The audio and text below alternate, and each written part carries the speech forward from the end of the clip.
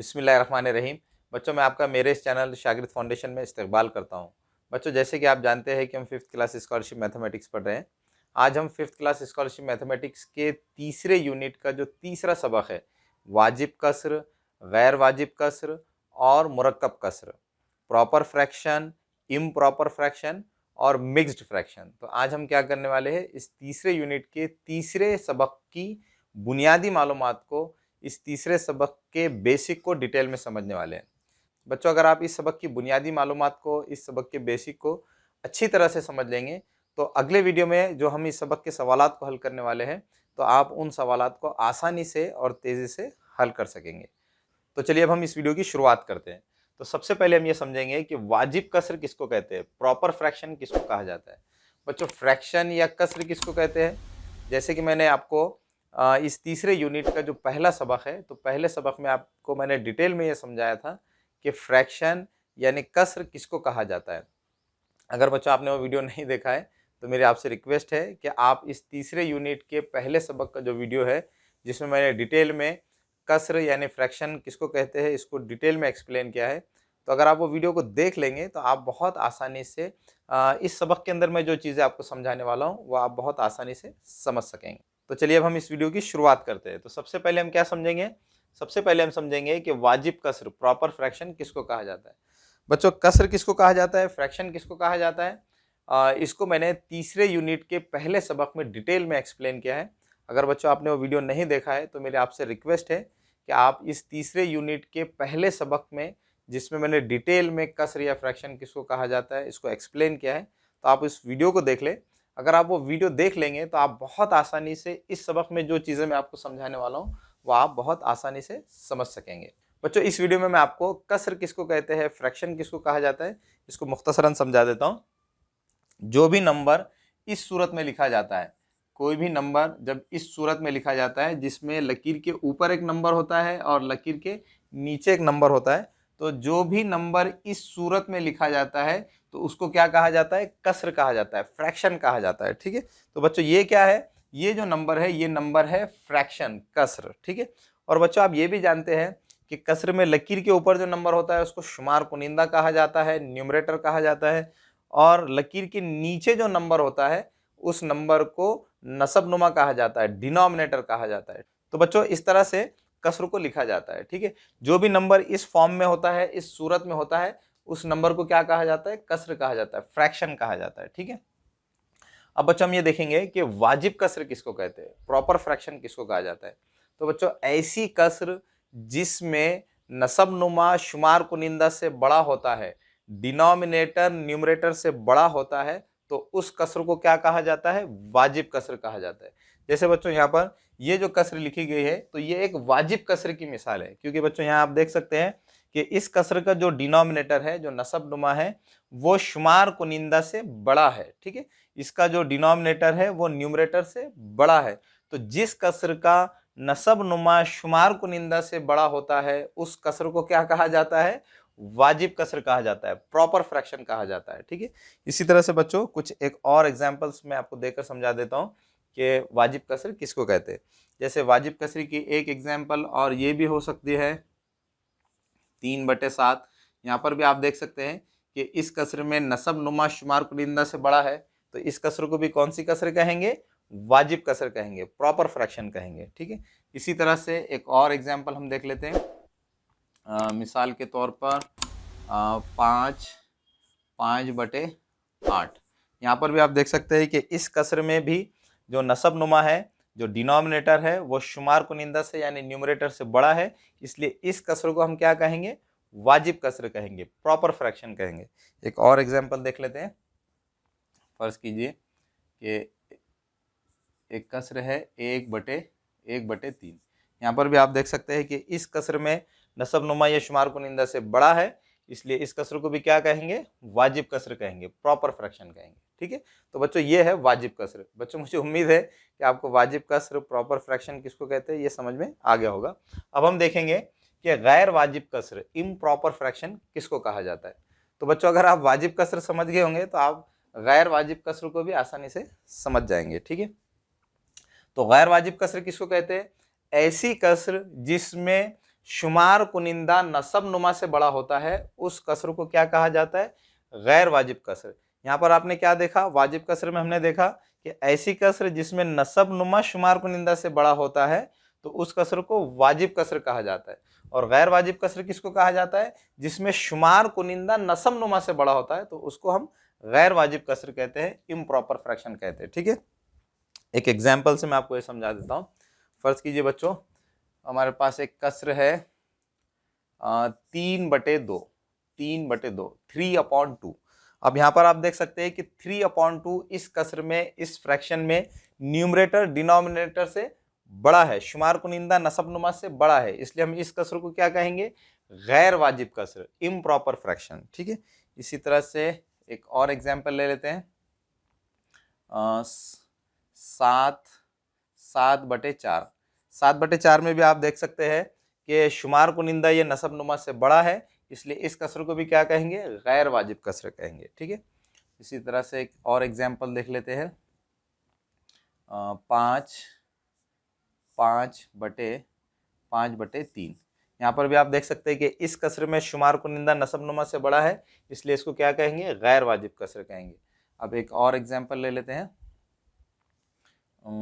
4/2, इस कसर में भी आप देख सकते हैं कि शुमार कुनिंदा नसब नुमा से बड़ा है, न्यूमरेटर डिनोमिनेटर से बड़ा है, इसलिए इस कसर को क्या कहेंगे? गैर वाजिब कसर कहेंगे, इम्प्रॉपर फ्रैक्शन कहेंगे। तो इस तरह से बच्चों, जिस कसर का शुमार कुनिंदा नसब नुमा से बड़ा होता है उसको गैर वाजिब कसर कहते हैं, और जिस कसर में नसब नुमा शुमार कुनिंदा से बड़ा होता है तो उस कसर को क्या कहा जाता है? वाजिब कसर कहा जाता है, प्रॉपर फ्रैक्शन कहा जाता है। बच्चों, हो सकता है कि आपको वाजिब कसर किसको कहते हैं और गैर वाजिब कसर किसको कहते हैं, इसको याद रखने में कुछ कन्फ्यूजन हो जाए, तो मैं आपको एक शॉर्टकट बता देता हूँ, आपको एक ट्रिक बता देता हूँ जिसकी मदद से आप आसानी से याद रख सकेंगे कि वाजिब कसर किसको कहते हैं और गैर वाजिब कसर किसको कहते हैं। ठीक है बच्चों, वाजिब कसर में हमने क्या देखा? वाजिब कसर यानी ऐसी कसर जिसमें नसब नुमा शुमार कुनिंदा से बड़ा होता है। ठीक है, तो मैं आपको एक ट्रिक बता देता हूं जिसकी मदद से आप आसानी से वाजिब कसर किसको कहते हैं उसको याद रख सकेंगे। जैसे बच्चों, अगर कसर में अगर नसब नुमा बड़ा हो, नसब नुमा क्या हो? बड़ा हो, तो यहाँ पर हम लिखेंगे नसब नुमा में हम लिखेंगे बिगर, और शुमार कुनिंदा अगर छोटा हो, शुमार कुनिंदा अगर छोटा हो, स्मॉलर। ठीक है, तो अगर किसी कसर में नसब नुमा यानी लकीर के नीचे वाला नंबर ये बड़ा हो और लकीर के ऊपर वाला नंबर अगर छोटा हो तो उसको हम क्या कहेंगे? उसको हम कहेंगे वाजिब कसर, प्रॉपर फ्रैक्शन। तो उसको हम कहेंगे प्रॉपर फ्रैक्शन, प्रॉपर फ्रैक्शन। तो स्मॉलर अपॉन बिगर का क्या मतलब होगा? Proper fraction. छोटा बटे बड़ा क्या मतलब होगा उसका? उसका मतलब होगा वाजिब कसर। ठीक है, तो आप इस ट्रिक की मदद से आसानी से वाजिब कसर को याद रख सकते हैं। ठीक है बच्चों, इसी तरह से बच्चों, अगर हम इसका उल्टा कर दे, अगर हम यहाँ पर बिगर को लकीर के ऊपर लिखे और स्मॉलर को नीचे लिखे तो वो क्या हो जाएगा? वो हो जाएगा गैर वाजिब कसर। ठीक है, तो यहाँ पर मैं उसको लिख लेता हूँ कि अगर लकीर के ऊपर वाला नंबर बड़ा हो और लकीर के नीचे वाला अदद अगर छोटा हो तो ये जो कसर होगी, ये कसर क्या होगी? ये कसर होगी इम्प्रॉपर फ्रैक्शन, गैर वाजिब कसर, इम्प्रॉपर फ्रैक्शन यानी गैर वाजिब कसर। तो बच्चों, आप क्या कर सकते हैं? इस ट्रिक की मदद से आसानी से याद रख सकते हैं कि कौन सी कसर वाजिब कसर है और कौन सी कसर गैर वाजिब कसर है। वाजिब कसर के लिए हम क्या करेंगे? गैर वाजिब कसर के लिए हम याद रखेंगे स्मॉलर अपॉन बिगर, यानी अगर लकीर के ऊपर वाला नंबर छोटा रहा और लकीर के नीचे वाला बड़ा रहा तो उसको हम बोलेंगे प्रॉपर फ्रैक्शन। और अगर इसका उल्टा कर देंगे, अगर बड़ा नंबर ऊपर लिखेंगे और छोटा नंबर नीचे लिखेंगे तो वो कसर क्या कहलाएगी? Improper fraction. तो बच्चों, इस तरह से आप इस ट्रिक का यूज करके वाजिब कसर और गैर वाजिब कसर को याद रख सकते। तो चलिए बच्चों, हम इस वीडियो का जो अगला टॉपिक है उसको समझ लेते हैं। हमारे इस वीडियो का अगला टॉपिक है मुरक्कब कसर, मिक्स्ड फ्रैक्शन। बच्चों, अभी हमने कसर की दो किस्में सीखी। पहली किस्म वाजिब कसर और दूसरी किस्म थी गैर वाजिब कसर। अब हम कसर की एक और किस्म है मुरक्कब कसर। अब हम मुरक्कब कसर क्या होती है, मिक्स्ड फ्रैक्शन किसको कहते हैं, इसको डिटेल में समझेंगे। ठीक है बच्चों, मुरक्कब कसर किसको कहते हैं इसकी एक मिसाल मैं बोर्ड पर लिख लेता हूँ। बच्चों यहाँ पर मैंने जो कसर लिखी है, इस कसर को क्या कहा जाता है? मुरक्कब कसर कहा जाता है, मिक्स्ड फ्रैक्शन कहा जाता है। बच्चों मुरक्कब कसर किसको कहते हैं? मुरक्कब कसर यानी ऐसी कसर जिसमें एक गिनती का अदद होता है और एक कसर होती है। तो जिस कसर में एक गिनती का अदद होता है और एक कसर होती है, तो उस कसर को क्या कहा जाता है? मुरक्कब कसर कहा जाता है, मिक्स्ड फ्रैक्शन कहा जाता है। तो बच्चों इस तरह से ये जो कसर है, ये कसर क्या कहलाएगी? मुरक्कब कसर कहलाएगी। ठीक है।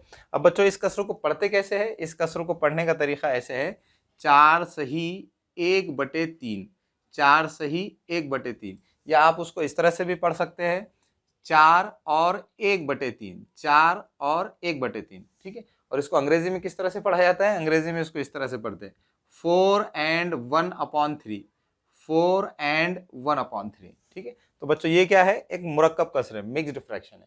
अब बच्चों हो सकता है कि आपके जहन में या आप में से किसी के जहन में ये बात आ रही होगी कि इसका मतलब क्या है, 4 और 1/3 का क्या मतलब है। तो बच्चों मैं क्या करता हूँ, आपको इस मुरक्कब कसर का क्या मतलब है इसको समझा देता हूँ। ठीक है। बच्चों जैसे कि मैंने आपसे कहा कि मुरक्कब कसर यानी ऐसी कसर जिसमें एक गिनती का अदद होता है और एक कसर होती है। ठीक है। अब बच्चों ये 4 का क्या मतलब है? 4 का मतलब है 4 मुकम्मल चीजें। जैसे यहाँ पर आप ये तस्वीर देख रहे हैं, तो यहाँ पर इस मुरक्कब कसर का क्या मतलब है ये समझाने के लिए मैंने यहाँ पर ये तस्वीर बनाई है, ये शक्ल बनाई है। अगर आप इसको देखेंगे तो आप आसानी से मुरक्कब कसर का मतलब समझ जाएंगे। ठीक है। बच्चों ये जो मुरक्कब कसर है, इसमें 4 का क्या मतलब है? 4 का मतलब है 4 मुकम्मल चीजें। ठीक है। 4 का क्या मतलब है? 4 मुकम्मल चीजें। और 1/3 का मतलब क्या है? 1/3 का मतलब है 3 बराबर हिस्सों में से एक हिस्सा, 3 बराबर हिस्सों में से एक हिस्सा। तो यहाँ पर आप देख सकते हैं 1/3 को मैंने यहाँ पर इस दायरे की मदद से जाहिर किया है, और 4 को ये 4 मुकम्मल दायरों की मदद से जाहिर किया है। तो 4 सही 1/3 का मतलब क्या है? 4 सही 1/3 का मतलब है कि 4 मुकम्मल चीजें, और 1/3 का मतलब है कि एक चीज के 3 बराबर हिस्सों में से एक हिस्सा। ठीक है। तो इस तरह से 4 सही 1/3 का मतलब यह है। बच्चों मुझे उम्मीद है कि आपको मुरक्कब कसर किसको कहते हैं और मुरक्कब कसर का क्या मतलब है ये अच्छी तरह से समझ में आ गया होगा। अब बच्चों हम क्या करेंगे कि मुरक्कब कसरों को गैर वाजिब कसर में किस तरह से तहवील किया जाता है, किस तरह से तब्दील किया जाता है, इसको समझेंगे। ठीक है। तो चलिए बच्चों हम ये देखेंगे कि मुरक्कब कसर को गैर वाजिब कसर में किस तरह से तब्दील किया जाता है, मिक्स्ड फ्रैक्शन को इम्प्रॉपर फ्रैक्शन में किस तरह से तब्दील किया जाता है। बच्चों मैं क्या करता हूँ, आपको एक एग्जाम्पल की मदद से समझा देता हूँ कि मुरक्कब कसर को गैर वाजिब कसर की सूरत में किस तरह से लिखा जाता है। ठीक है।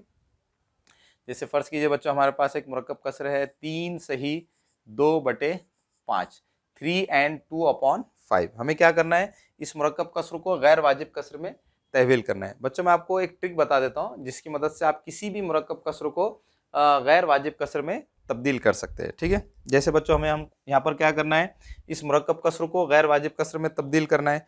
तो हम क्या करेंगे, इस मुरक्कब कसर को गैर वाजिब कसर में तहवील करने के लिए इस मुरक्कब कसर में जो गिनती का अदद है यहाँ से स्टार्ट करेंगे और नसब नुमा के पास जाएंगे, और इनके दरमियान में हम लिखेंगे ज़र्ब की अलामत। फिर हम नसब नुमा से शुमार कुनिंदा के पास जाएंगे और इनके दरमियान में लिखेंगे जमा की अलामत। ठीक है। तो बच्चों मुरक्कब कसर को गैर वाजिब कसर में तब्दील करने की ट्रिक क्या है? मुरक्कब कसर को गैर वाजिब कसर की सूरत में तब्दील करने की ट्रिक ये है कि हम क्या करेंगे, गिनती के अदद से स्टार्ट करेंगे और गिनती के अदद और नसब नुमा के दरमियान में ज़र्ब की अलामत लिखेंगे, और नसब नुमा और ये शुमार कुनिंदा के दरमियान में जमा की अलामत लिखी जाएगी। ठीक है। और फिर नसब नुमा को जैसे के वैसे ही लिख दिया जाएगा। यहाँ पर नसब नुमा 5 है तो हमने यहाँ पर नसब नुमा को वैसे के वैसे लिख लिया है।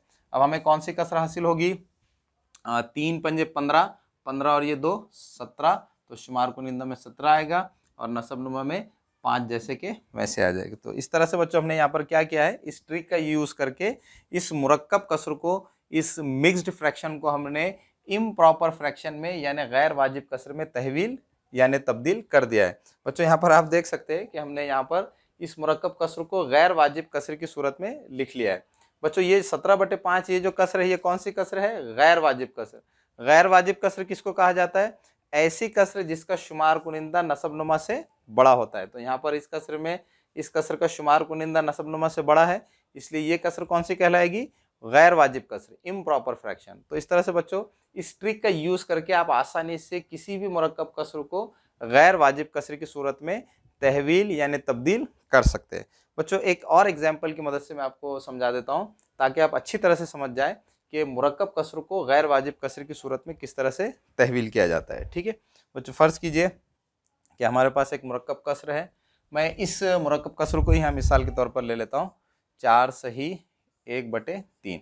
बच्चों हमको क्या करना है, इस मुरक्कब कसर को गैर वाजिब कसर में तहवील करना है। तो इसके लिए हम क्या ट्रिक यूज़ करेंगे, हम यहाँ पर गिनती की अदद से यानी यहाँ पर 4 से शुरुआत करेंगे और यहाँ नसबनुमा तक जाएंगे, फिर नसबनुमा से यहाँ पर शुमार कुनिंदा के पास जाएंगे और यहाँ पर गिनती की अदद और नसबनुमा के दरमियान में कौन सी अलामत लिखेंगे, ज़र्ब की, और ये नसबनुमा और शुमार कुनिंदा के दरमियान में जमा की अलामत लिखेंगे। ठीक है, अब हम क्या करेंगे, इस ट्रिक का यूज़ करके इस मुरक्कब कसर को गैर वाजिब कसर में तहवील करेंगे। तो गिनती की अदद और नसबनुमा में कौन सी अलामत लिखना है, ज़र्ब की अलामत, और नसबनुमा और शुमार कुनिंदा के दरमियान में कौन सी अलामत लिखना है, जमा की अलामत। ठीक है, और नसबनुमा को जैसे के वैसे ही लिखना है। यहाँ पर नसबनुमा 3 है तो 3 को हम वैसे के वैसे ही लिख लेंगे। ठीक है, अब हमें कौन सी कसर हासिल होगी, 4 तिया 12, 12 और 1 13, तो शुमार कुनिंदा में 13 आएगा और नसबनुमा में 3। तो इस तरह से बच्चों हमने यहाँ पर भी इस मुरक्कब कसरों को इस गैर वाजिब कसर की सूरत में तहवील कर लिया है। तो बच्चों अभी हमने ये सीखा कि मुरक्कब कसर को गैर वाजिब कसर में किस तरह से तब्दील किया जाता है। अब बच्चों आपको मैं आपकी मज़ीद मालूमात के लिए एक बहुत अहम बात बताना चाहता हूँ। जैसे आपने यहाँ पर देखा कि इस मुरक्कब कसर को हमने क्या किया है, गैर वाजिब कसर की सूरत में इस तरह से लिखा है। हमने क्या किया है, ये जो 4 सही 1/3 है, तो 4 सही 1/3 को हमने गैर वाजिब कसर की सूरत में कैसे लिखा है, 13/3। ठीक है, 4 सही 1/3 इस मुरक्कब कसर को हमने गैर वाजिब कसर की सूरत में कैसे लिखा है, 13/3। ठीक है बच्चों, यहाँ पर ये जो मुरक्कब कसर है 4 सही 1/3 और ये जो गैर वाजिब कसर है 13/3, ये दोनों कसरों की जो कीमत है वो एक जैसी है, दोनों कसरों की कीमत सेम है।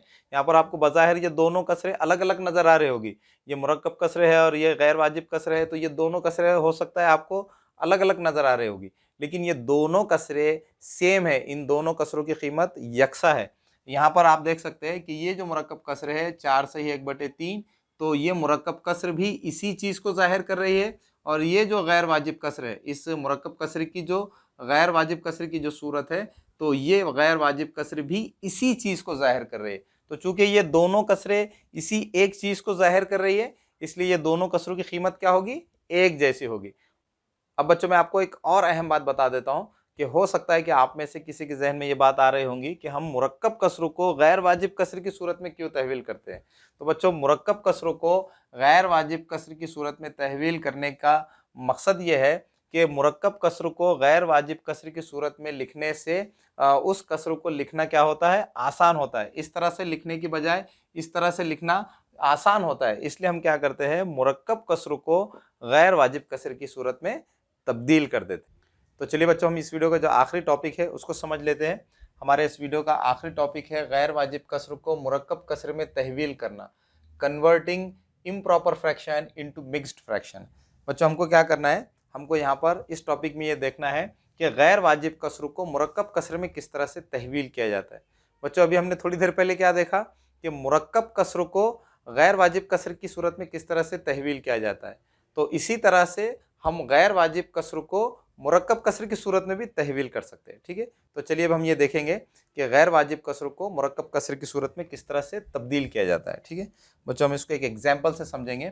फ़र्ज़ कीजिए हमारे पास एक गैर वाजिब कसर है 19/5। बच्चों गैर वाजिब कसर किसको कहते हैं, ऐसी कसर जिसका शुमार कुनिंदा नसबनुमा से बड़ा होता है। तो यहाँ पर हमने एक गैर वाजिब कसर की मिसाल ली है। अब हम क्या करेंगे, इसको मुरक्कब कसर की सूरत में तब्दील करेंगे। बच्चों किसी भी गैर वाजिब कसर को मुरक्कब कसर की सूरत में लिखने के लिए क्या किया जाता है, गैर वाजिब कसर में शुमार कुनिंदा को नसबनुमा से तकसीम किया जाता है। तो हम यहाँ पर क्या करेंगे, इस गैर वाजिब कसर को मुरक्कब कसर में तहवील करने के लिए हम यहाँ पर इस कसर के शुमार कुनिंदा को यानी 19 को नसबनुमा से यानी 5 से तकसीम करेंगे। ठीक है, तो यहाँ पर हम 19 को 5 से तकसीम करेंगे। 19 को 5 से तकसीम करने के लिए 5 का पहाड़ा पढ़ना होगा। 5 तिया 15 होते हैं, 5 तिया 15 और 5 चौक 20 होते हैं, लेकिन 20 या 19 से बड़ा अदद है, इसलिए हम 5 का पहाड़ा सिर्फ 15 तक ही पढ़ेंगे। 5 तिया 15 अब हम 19 में से 15 को तफरीक कर लेंगे, 19 में से 15 को तफरीक करने पर क्या बचेगा 4। ठीक है, तो इस तरह से बच्चों हमने यहाँ पर 19 को 5 से तकसीम कर लिया है। तकसीम का जवाब क्या आया है, तकसीम का जवाब आया है 3। ठीक है, और तकसीम करने पर क्या बचा है, तकसीम करने पर बाकी आया है 4।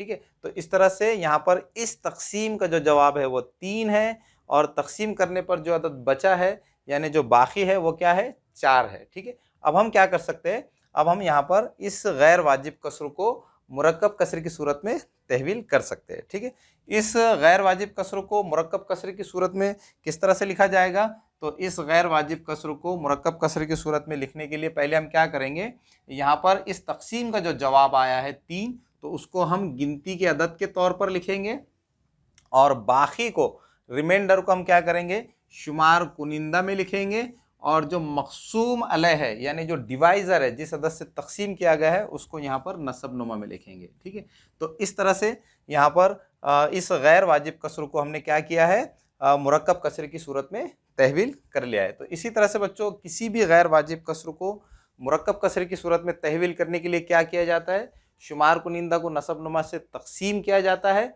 और फिर मुरक्कब कसर की सूरत में लिखने के लिए जो तकसीम का जवाब होता है तो तकसीम के जवाब को गिनती के अदद के तौर पर लिखा जाता है, और बाकी को शुमार कुनिंदा में लिखा जाता है, और मक़सूम अलैह को डिवाइज़र को नसब नुमा में लिखा जाता है। तो इस तरह से आप किसी भी गैर वाजिब कसर को मुरक्कब कसर की सूरत में तहवील कर सकते हैं। तो बच्चों इस तरह से हमने इस सबक की जो बुनियादी मालूमात थी उसको डिटेल में समझ लिया है। मुझे पूरी उम्मीद है कि आपको इस सबक की बुनियादी मालूमात अच्छी तरह से समझ में आ गए होंगी। अब बच्चों हम अगले वीडियो में इस सबक के जो सवालात थे उनको हल करेंगे। अब आखिर में आपसे रिक्वेस्ट है कि अगर आप हमारे चैनल पर नए हैं तो हमारे चैनल को सब्सक्राइब कीजिए। अगर आपको हमारे वीडियोस पसंद आ रहे हैं तो हमारे वीडियोस को लाइक कीजिए, और दूसरे बच्चों को भी शेयर कीजिए ताकि आपकी तरह दूसरे बच्चों को भी फ़ायदा हो सके।